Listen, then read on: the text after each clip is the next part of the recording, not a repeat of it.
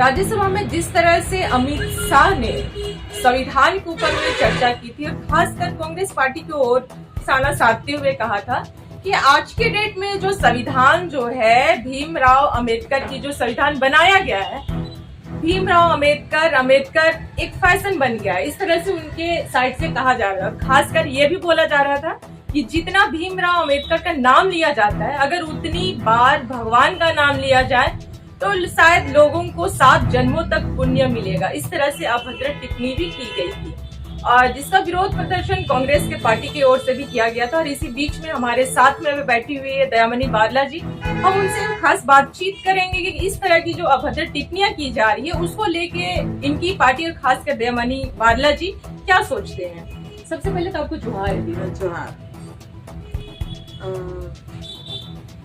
एक तो अमित शाह ने जो टिप्पणी की है भारतीय संविधान के बारे में और संविधान के जो निर्माता के रूप में हम लोग अम्बेडकर को जानते हैं, उनके बारे में जो टिप्पणी की है उस टिप्पणी का मैं निंदा करते हैं। हम लोग उसका विरोध करते हैं कि देश का गृह मंत्री जिनके हाथ में इस देश को संवारने का, सुरक्षित रखने का, इस देश के कानून व्यवस्था को संभालने का और सुरक्षित रखने का बगडोर जिनके हाथ में है, गृह मंत्री के हाथ में अमित शाह का यह टिप्पणी निश्चित रूप से भारत के संविधान के खिलाफ में है, लोकतंत्र के खिलाफ में है और देश के 140 करोड़ भारतीय नागरिकों के संवैधानिक हक और अधिकार के खिलाफ में है। दूसरा मैं ये कहना चाहूंगी कि अमित शाह ने जो टिप्पणी की है और जिस तरह से संविधान को तोड़ने का काम जब से देश में नरेंद्र मोदी की सरकार बनी है 2014 के बाद, लगातार देश में जो संवैधानिक ढांचे हैं, तमाम संवैधानिक ढांचों को तोड़ने का काम, तमाम संवैधानिक ढांचों को रौंदने का काम और तमाम संवैधानिक ढांचे हैं उनको पूरी तरह से, उनके जो स्ट्रक्चर हैं उनको ध्वस्त करने का काम भारतीय जनता पार्टी लगातार कर रही है। लेकिन एक चीज उनके साथ से ये भी बोला जा रहा था कि समय समय में परिवर्तन जरूरी है, देश बदलना जरूरी है, कानून बदलना जरूरी है। मैं निश्चित रूप से मानती हूँ कि समय समय में परिवर्तन जरूरी है जिंदगी के लिए, हर समुदाय के लिए।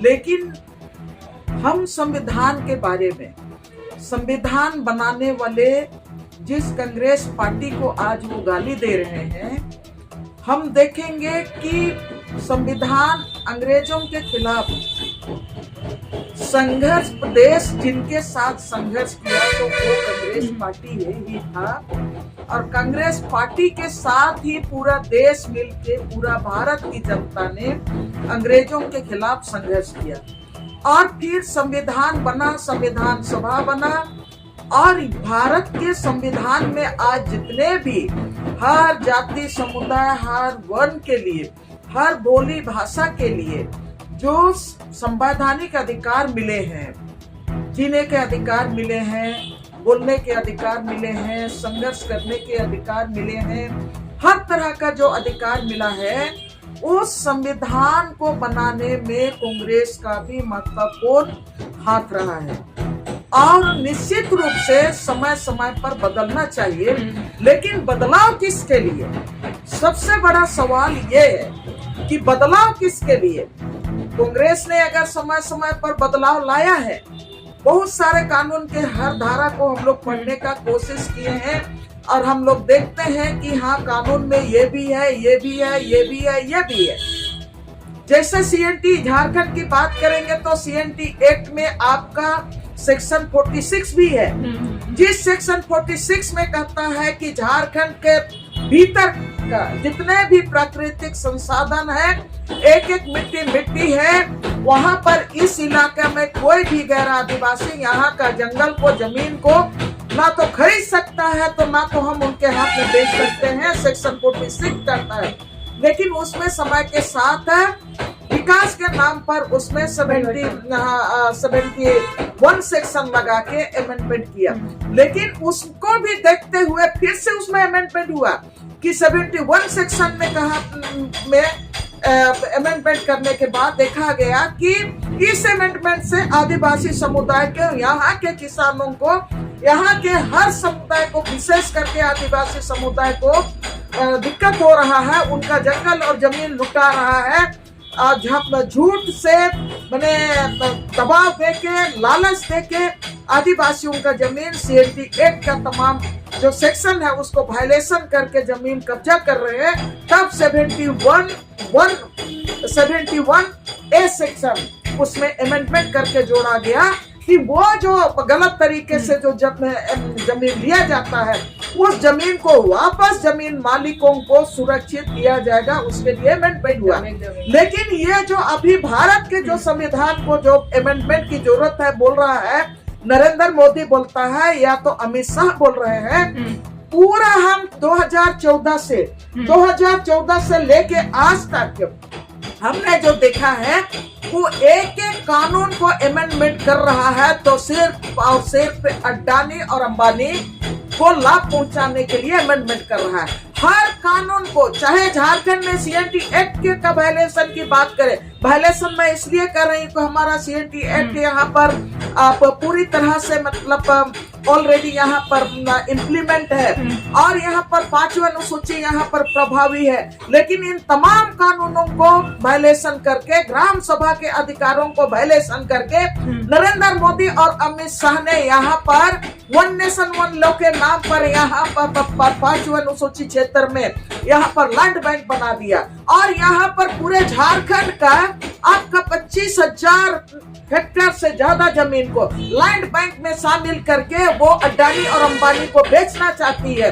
तो ये जो संविधान में संशोधन की बात कर रही है समय समय पर, हम उस संविधान को, हम लोग संविधान में जो संशोधन हो रहा है वो यहाँ की 130 करोड़ के जो नागरिक हैं उनके लिए नहीं कर रहा है, सिर्फ और सिर्फ चुनिंदे जो उनके मित्र हैं, कारपोरेट घराना है, उनके लिए तमाम अमेंडमेंट कर रहा है। और इस अमेंडमेंट का हम लोग विरोध करते हैं। और ये जो अमित शाह कह रहा है समय के साथ परिवर्तन होना चाहिए, लेकिन इस देश की मिट्टी के लिए, इस देश के लोगों के लिए, यहाँ का 140 करोड़ से ज्यादा, अब तो 50 करोड़ हो गए जनता, उनके लिए अमेंडमेंट होना चाहिए, उनके मानव अधिकार के लिए होना चाहिए, यहाँ का मिट्टी के लिए, भाषा और संस्कृति के लिए, कन्याकुमारी से कश्मीर तक हर भाषा भाषी के लोग हैं, उनका सुरक्षा के लिए, उनको मने खाद्य सुरक्षा हम कैसे, उनका मने भोजन हर किसी को कैसे मुहैया कराए, हर किसी को घर कैसे दे, उसके लिए वह हर किसी का शिक्षा का स्तर कैसे ऊंचा उठाया जाए, कैसे हम हर किसी को स्वास्थ्य उपलब्ध करा सके, ये इनके लिए अमेंडमेंट होना चाहिए, ना कि अडानी और अंबानी के लिए। इसका हम लोग घोर विरोध करते हैं। संविधान में संशोधन की बात करें तो संविधान में आपने भी संशोधन किया है, उसमें भी कई सारे सवाल जो हैं अभी खड़े हो रहे हैं, इसको लेके क्या कहिएगा? मैं ये कह रही थी कि जैसे 2014 में वो सत्ता में आया तो नरेंद्र मोदी का स्टेटमेंट आया कि मैं 2100 कानून है उनमें मैं संशोधन करूंगा। जब एक उसमें यही उधर गुण में थे कि कौन कौन कानून में संशोधन करेगा, लेकिन जब वो संशोधन करना शुरू किया तो मैं ये याद दिलाना चाहती हूँ कि यूपीए गवर्नमेंट, कांग्रेस के लीडरशिप में जो यूपीए गवर्नमेंट थी, उन्होंने 2012-13 में एक कानून लाया था, जो जमीन अधिग्रहण कानून और पुनर्वास कानून, जिसको लारा कानून बोलते हैं, 2013। तो 2013 का जो कानून बना था वो पूरी तरह से आपका प्रो कहेंगे, प्रो माने ग्राम सभा को अधिकार दिया गया था पेशा कानून के आधार पर। और हमारा झारखंड की बात करेंगे तो CNT एक्ट को भी मैंने सपोर्ट करते हुए कानून बना था। लेकिन जैसे वो आपका 2013 में कानून लाया गया था, सितंबर 2013 को, जैसे वो सत्ता में आया 31 दिसंबर 2014 को उन्होंने घोषणा कर दिया कि हम जमीन अधिग्रहण अध्यादेश लाएंगे। मतलब वो जो यूपीए गवर्नमेंट जो बनाई थी जमीन अधिग्रहण कानून, जो पूरी तरह से ग्राम सभा को अधिकार देते हुए, पेशा कानून को मान्यता देते हुए, वो कानून बहुत विचार विमर्श के बाद वो बना था, उसको खारिज करते हुए मोदी सरकार बोला कि हम जमीन अधिग्रहण अध्यादेश ला रहे हैं। हम लोगों ने पूरा देश के जो जमीन बचाने वाले, जो यहाँ का मानव अधिकार की बात करने वाले लोग और जो एंटी ग्लोबलाइजेशन के खिलाफ में जितना भी जन आंदोलन वाले लोग हैं, सबको ही हम लोग मिलके उसके खिलाफ में, जमीन अधिग्रहण अध्यादेश के खिलाफ में हम लोगों ने लड़ाई लड़ा। इसलिए लड़ाई लड़ा कि उसमें ग्राम सभा के अधिकार को खत्म कर दिया गया था और उसमें जितना भी सोशल इम्पैक्ट असेसमेंट करना का होता है जमीन अधिग्रहण के पहले, या तो पर्यावरण असेसमेंट की बात होती है, वो तमाम चीजों को खत्म कर दिया और वो मतलब जितना जल्दी हो सके जमीन अधिग्रहण करने के लिए ऑर्डिनेंस लाया। लेकिन इतना जबरदस्त आंदोलन चला कि मोदी को घुटना टेकना पड़ा और वो कहा कि अब हम तीसरा बार चौथा बार इस ऑर्डिनेंस को नहीं लाएंगे और उसके बाद से उनको डंप करने के लिए मजबूर किया गया। उसके बाद से जिस तरह से कानून व्यवस्था को ताक में रख के, झारखंड की बात करेंगे तो 5वीं अनुसूची को ताक में रखा, CNT एक्ट को किनारे कर लिया और उसके बाद यहाँ पर झारखंड में जो हम लोगों का गांव के भीतर का सारा संपत्ति आदिवासी समाज का है, मूलवासी समाज का जो कलेक्टिव है, उस मैंने कलेक्टिव ओनरशिप को खत्म करते हुए उन्होंने 2016 में रघुवर सरकार आया बीजेपी का झारखंड में, तो उन्होंने यहाँ पर लैंड बैंक बनाया और लैंड बैंक जो बनाया यहाँ 25,000 हेक्टेयर से ज्यादा जमीन को, जिसमें कि हमारा गरमजरू आम जमीन है, गरमजरू खास जमीन है, नदी नाला का जमीन है, चरहगा का जमीन है, खेल मैदान का जमीन है, सरना है, ससंदरी है, मसना है, कबरगाह है, यहाँ तक कि मंदिर और मस्जिद और गिरजाघर भी उस प्लॉट में शामिल किया गया है। तो ये कानून बार बार हम लोग बोलते हैं कि इस कानून को आप किनके लिए लाया है? निश्चित रूप से ये कानून अडानी और अंबानी के लिए लाया है। जितने भी कारपोरेट घराने हैं उनको इजीली जमीन हस्तांतरण करने के लिए लाया गया है। और उसके साथ ही हम लोग देखें, लगातार हम लोग ये जो जमीन लैंड बैंक बना, उस लैंड बैंक का हम लोग लगातार विरोध कर रहे हैं और बार बार मोदी सरकार से मांग कर रहे हैं हम लोग कि लैंड बैंक को खारिज कीजिए, लैंड बैंक को रद्द किया जाए, लैंड बैंक को रद्द किया जाए, इसलिए कि 5वीं अनुसूची ऑलरेडी देश में प्रभावी है, 6ठी अनुसूची प्रभावी है, झारखंड में CNT एक्ट प्रभावी है। तो मैं ये कहना चाह रही हूँ कि हम लोगों ने जो यूपीए गवर्नमेंट ने जो संशोधन किया है, तो निश्चित रूप में वो जनहित में को देखते हुए अमेंडमेंट किया है। आप हर चीज को, बहुत सारे क्लॉज हैं इसमें आपका संविधान में, लेकिन जो क्लॉज आज की तारीख में लोगों के खिलाफ में है, जनमानस के खिलाफ में है, यहाँ का संवैधानिक अधिकार के खिलाफ में है, उस सेक्शन को लागू कांग्रेस ने नहीं किया। लेकिन आज जो अमित शाह कह रहे हैं कि आपने भी तो अमेंडमेंट किया, हमने तो अमेंडमेंट ही किया है, जनता के हित में किया है। यहाँ पर 140 करोड़ की जनता है, उनके हित में किया है, उनके भाषा, संस्कृति और उनके जीवन के हित में किया है। लेकिन जो यहाँ पर अमेंडमेंट की बात कर रही है भारतीय जनता पार्टी नरेंद्र मोदी के नेतृत्व में, वो सिर्फ और सिर्फ कारपोरेट घराने को लाभ पहुंचाने के लिए, अडानी और अंबानी को लाभ पहुंचाने के लिए अमेंडमेंट कर रही है। वो तो हमारा जो मतलब आदिवासियों के लिए जो कानून बना था, आदिवासी एट्रोसिटी एक्ट के तहत आदिवासियों को न्याय देने के लिए, उसको भी तो उन्होंने अमेंडमेंट कर दिया। उन्होंने जो आपका RTI कानून था, करप्शन को रोकने के लिए कांग्रेस सरकार ने कानून लाया था और आपका 2006 में RTI कानून, उसको भी तो उन्होंने जो कड़ा से कड़ा जो कदम उठाया गया था उस कानून में, उसको अमेंडमेंट करके उस कड़ा भाव को मैंने खत्म करने का कोशिश किया और अधिकारियों को सुरक्षा, जो करप्ट अधिकारी हैं उनको सुरक्षित रखने का वो कोशिश किया। कई कानून है, मैंने इस पर स्पेशली ये किताब लिखी जो 2014 से लेके 2023 तक नरेंद्र मोदी ने केंद्र में क्या क्या अमेंडमेंट किया है और हमारा कानून के रहते हुए, भारत का संविधान रहते हुए किस तरह से उन्होंने अमेंडमेंट किया है। मैंने किताब का नाम ही दिया है संविधान प्रदत्त आदिवासी अधिकार खतरे में, कि किस तरह से इन्होंने आदिवासियों के अधिकार को, मूलवासियों के अधिकार को, अल्पसंख्यकों के अधिकार को खतरे में डाल दिया। और ये संवैधानिक अधिकार है, संविधान के ढांचा को ही मैंने वो तोड़ मरोड़ लेकिन कर रहा अमित शाह के द्वारा सीधे तौर पे कहा जा रहा है कि संविधान बहुत निर्दत तरीके से चेंजिंग हुआ है, संशोधित हुआ है, और अभी एक बार नहीं 4 बार उन्होंने बारी बारी से जिक्र भी किया कि कब कब किस तरह से संविधान में चेंज हुआ। इसको लेके क्या कहिएगा? देखिए, जहाँ तक निर्लज तरीके से वो शब्द कह रहे हैं ना, आज की तारीख में अमित शाह को ये समझ में आना चाहिए, और नरेंद्र मोदी को भी मैं नहीं छोड़ रही हूँ, उन लोगों को ये समझ में आना चाहिए, जब कहता है कि हम अपना इसका करप्शन का जीरो टॉलरेंस के साथ हम चल रहे हैं। अगर करप्शन का जीरो टॉलरेंस के साथ चल रहा है तो ये कैसा लोकसभा है जो नरेंद्र मोदी और अमित शाह के नेतृत्व में चल रहा है।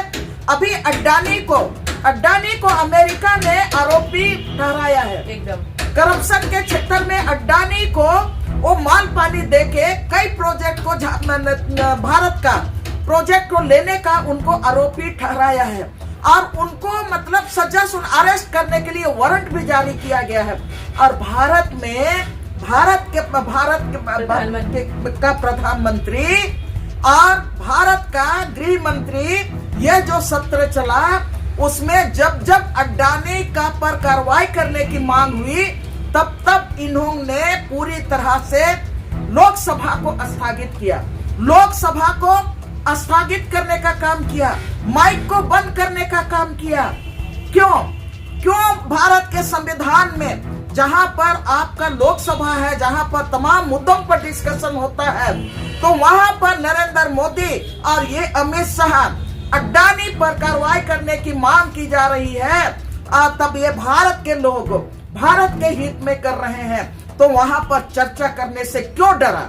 क्यों यही आदमी निर्लजता का हद पार कर दिया? और ये आपका अमित शाह को तो हम लोग उसी समय से 1 साल से हम लोग इस्तीफा देने की मांग कर रहे हैं। इसलिए इस्तीफा देने की मांग कर रहे हैं कि 1 साल से ज्यादा हो गया, मणिपुर जल रहा है। मणिपुर को अगर हम कहेंगे तो निश्चित रूप से गृह मंत्री वहां पर उस आग को बुझाने के लिए नहीं जा रहा है, और वहां पर शांति बहाल करने का काम गृह मंत्रालय का था, लेकिन अमित शाह वहां के लोगों का सुध ही नहीं ले रहा है। तब इस परिस्थिति में हम ये कह सकते हैं कि मणिपुर को जलने देने में अमित शाह गृह मंत्री का हाथ है। आप उसको जलने दे रहे हैं, आप मणिपुर के आग को आप बुझाने नहीं चाहते हैं, तब ऐसे इतना आप निर्लजता पूर्वक आप ये बात का शब्द कह रहे हैं, लेकिन आप तो मानव अधिकार को आप पूरी तरह से तहस नहस कर दिए, जला के राख कर दिए। सिर्फ मणिपुर नहीं जल रहा है, पूरा भारत देश जल रहा है। आप संविधान को खत्म कर दिए तो पूरा भारत को आप तबाह करने में लगे हैं। भारत का लोकतंत्र है, और लोकतंत्र में अभिव्यक्ति की आजादी है, बोलने की आजादी है, लिखने की आजादी है। आपने क्या किया? 16 लेखकों को, इतिहासकारों को, सामाजिक कार्यकर्ताओं को आपने भीमा गोरेगांव के नाम पर आपने उन पर झूठा इल्जाम लगा के आपने उनको मैंने क्या बोलते हैं देशद्रोह का केस आपने डाल के आपने उनको जेल में बंद कर दिया, तलोजा जेल में। और झारखंड से फादर स्टेन स्वामी की उसी में मौत हो गई। आप कौन सा मानवाधिकार या तो भारत के संविधान की बात करते हैं? खूंटी में जब 2016 में यहाँ पर पत्थलगड़ी आंदोलन किया गया, इसलिए कि 5वीं अनुसूची का क्षेत्र है, और 5वीं अनुसूची का क्षेत्र में ग्राम सभा को अधिकार है, वहाँ के मुंडा और मानकियों को अधिकार है कि हमारे क्षेत्र में का जमीन हम देंगे नहीं देंगे, किस प्रोजेक्ट के लिए देंगे नहीं देंगे, ये हमारा निर्णय है। इस जब यहाँ पर सरकार हम लोग देख रहे हैं कि सरकार नहीं मान रही है, भूमि बैंक बना रही है, यहाँ पर हाथी उड़ा रहा है, तो निश्चित रूप से खूंटी के हमारे आदिवासियों ने पत्थरगड़ी किया। तो पत्थरगड़ी करने वाले साथियों पर क्या किया? आपने 10,000 लोगों पर देशद्रोह का केस डाला, और जो परंपरागत ग्राम प्रधान है, 245 ग्राम प्रधानों को आपने देशद्रोह के नाम पर जेल में बंद कर दिया। ये अमित शाह को ये कहने का अधिकार नहीं है, इसलिए कि आपने हमारा संविधान में जो हमारी अभिव्यक्ति की आजादी थी, आपने उसको खत्म कर दिया, रौंद डाला, और हमारे लोगों को आपने देशद्रोह के नाम पर आपने केस डाल के आपने जेल में डाल दिया। ये अमित शाह और नरेंद्र मोदी का ये सरकार अभी वन नेशन वन लॉ के नाम पर पूरे देश का बोल रहा है कि पूरा जमीन का एक ही सॉफ्टवेयर बनाएंगे, और वो सॉफ्टवेयर किनके हाथ में रहेगा? उनका अपना एजेंसी है, उनके हाथ में रहेगा। तो हमारा 5वां अनुसूची का क्या होगा? हमारा ग्राम सभा का क्या होगा? हमारा ये 6 शेड्यूल का अधिकार का क्या होगा? आदिवासियों के हक और अधिकार का क्या होगा? हमारा इतिहास का क्या होगा? नरेंद्र मोदी क्या इसका जवाब दे सकते हैं? अमित शाह उसका जवाब दे सकते हैं? नहीं दे सकते हैं। तो आज हम लोग तो लगातार आज राहुल गांधी लोकसभा के भीतर में और पूरा विपक्ष के लोकसभा के जितने भी चुने हुए जो वहां पर सदस्य हैं, सारे लोग लोकसभा के भीतर में विरोध कर रहे हैं। लेकिन मेरे जैसा आदमी और जो सामाजिक संगठन, जो जन आंदोलन से जुड़े हुए लोग, लगातार हम लोग इसका विरोध कर रहे हैं। आज तो हमारा माननीय राहुल गांधी के नेतृत्व में पूरा लोकसभा पूरा विपक्ष विरोध कर रहा है। तब ऐसे समय में हम 1 साल पहले से हम लोग मणिपुर के कांड को लेके हम लोग गृह मंत्री अमित शाह से भी इस्तीफा मांग रहे हैं। इस्तीफा दो, अगर आप में ताकत है, भारत के संविधान का आप पालन करते हैं, भारत के संविधान को आपने पढ़ा है, तो वहाँ मानवाधिकार को आप जलने दे रहे हैं, मानवाधिकार का हनन आप कर रहे हैं। इसलिए कि आज तक मणिपुर, आज तक ना प्रधानमंत्री गया, ना गृह मंत्री मणिपुर गया। क्या वो देश के बाहर का राज है? इसी भारत का एक राज है जो दिल्ली से बहुत करीब में है। आपको जाना चाहिए, आप गए नहीं, आप बोले भी नहीं आज तक एक शब्द। तो कौन ये किनको ये अमित शाह बोल रहे हैं निर्लजता के साथ? आपने तो तमाम यहाँ देश का लोकतंत्र का ही हत्या कर दिया। जिस डेमोक्रेसी के नींव पर, ईंट पर भारत देश खड़ा है और भारत का संविधान जीवित है, आज आप उनको पूरी तरह से रौंदने का काम कर दिए। आप देख रहे थे यहाँ पे दयामनी बानर्जी को सीधे ये अमित शाह और मोदी सरकार पे तीखी प्रतिक्रिया देते हुए कहा कि जिस तरह से आज की डेट में मणिपुर जल रहा है, ये आज के डेट में पूरा देश उसी तरह से जल रहा है। अमित शाह को जल्दी इस्तीफा देना चाहिए, ये दयामनी बानर्जी का कहना है। अगर आपको इससे कुछ संबंधित कमेंट करना हो तो प्लीज हमारे कमेंट बॉक्स में आके हमें कमेंट जरूर करें। अब तक के लिए इतना ही रहेगा। जोहार।